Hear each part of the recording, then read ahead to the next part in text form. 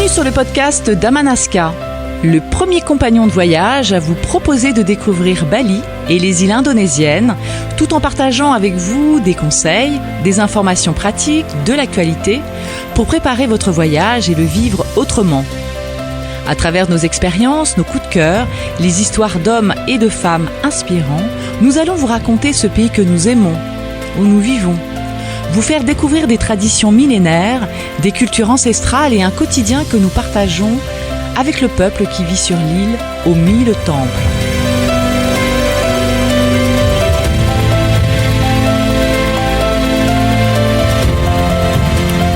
Om Swasti Astu, vous êtes sur Amanaska, le podcast. Et nous allons parler aujourd'hui des circuits, comment organiser son circuit. En effet, vous avez peut-être envie de partir en Indonésie, de réaliser un circuit à Bali, et cela va vous demander de prendre du temps pour préparer le voyage et de faire surtout les bons choix. Très peu d'agences vous donnent, pour ne pas dire aucune d'ailleurs, vous donnent accès aux coulisses du voyage, au backstage, à l'envers du décor, tout simplement afin de mieux identifier tous les acteurs du voyage et comprendre comment organiser son circuit à Bali dans les meilleures conditions.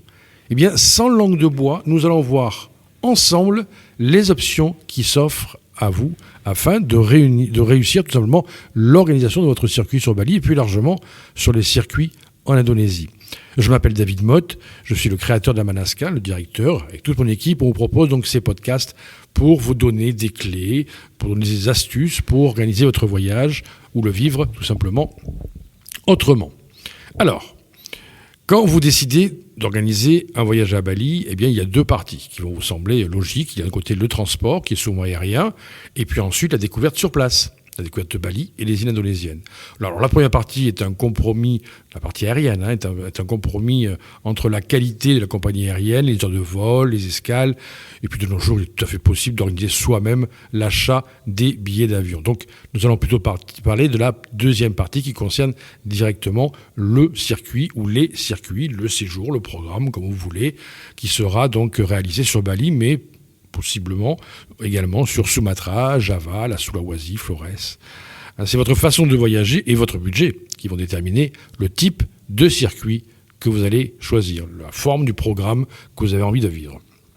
Alors, organiser votre voyage à Bali par vous-même ou partir en voyage directement avec une agence. C'est la première question qu'on peut se poser. Est-ce que je pars par moi-même ? Est-ce que j'organise moi-même mon voyage ? Ou est-ce que je vais partir avec une agence qui peut organiser le voyage pour moi ? Donc c'est la première question qui est importante de se poser dans l'organisation de son voyage à Bali. Je souhaite me débrouiller seul, être accompagné par une agence. Je ne sais pas encore. Et puis si oui, en termes d'agence, laquelle ? Quelle agence ? Et puis je choisis un circuit où tout est déjà prévu. Quel type de circuit je vais essayer d'avoir, essayer d'organiser pour moi-même ou...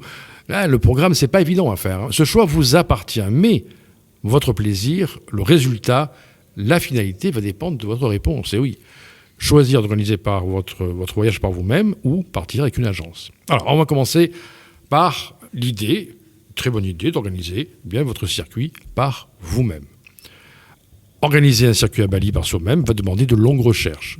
Il vous faudra trier entre toutes les informations disponibles pour faire votre propre idée entre les retours des vacanciers qui ont raté leur séjour et les coups de cœur des voyageurs plus objectifs. C'est pas évident, avec tous les réseaux que l'on peut avoir, Facebook, puis d'autres encore, des guides sur Internet et puis aussi des vlogs.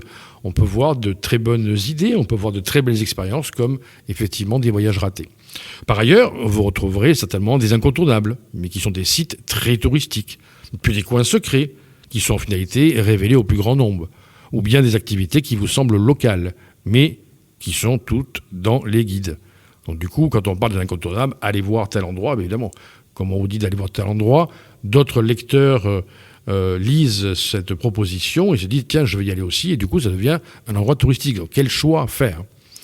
Soyons honnêtes, organiser son voyage à Bali par soi-même est une version qui peut tout à fait vous convenir. Soyons clairs là-dessus, surtout si vous avez l'habitude de voyager seul.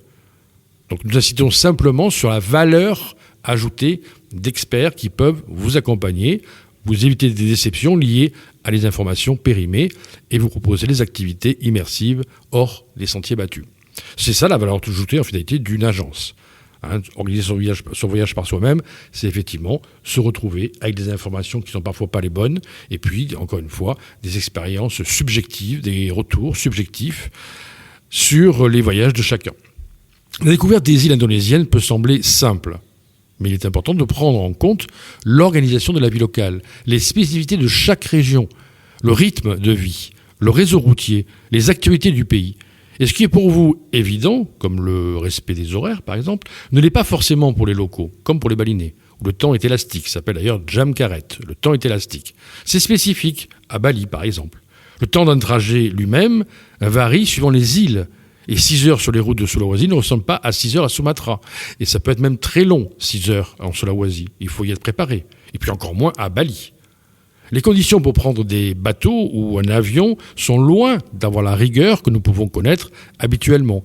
Parfois, il faut attendre 1 heure, 2 heures de plus, 3 heures de plus, parce que l'avion n'est pas prêt ou il est en retard.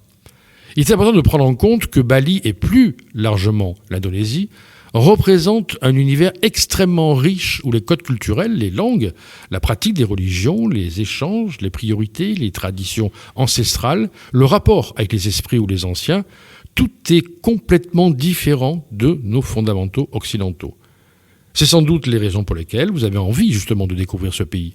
Et ce sont autant de raisons d'être accompagné dans cette immersion pour mieux comprendre, pour lâcher prise, pour faire votre propre expérience, pour vivre un voyage qui ne ressemble pas tout simplement pas à celui de personne et qui est normal à ce stade de votre recherche que vous ayez besoin d'être rassuré.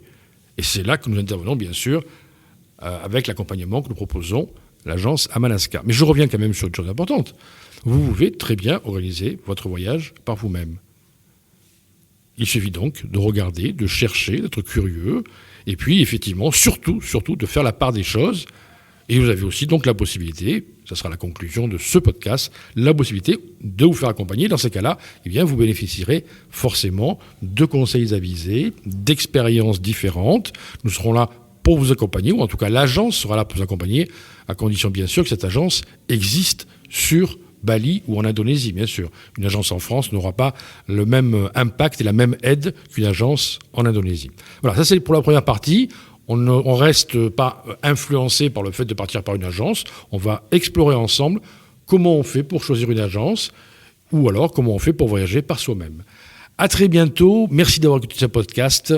Et le prochain sera sur, je choisis un circuit à Bali en passant par une agence. Ça sera le 2e podcast.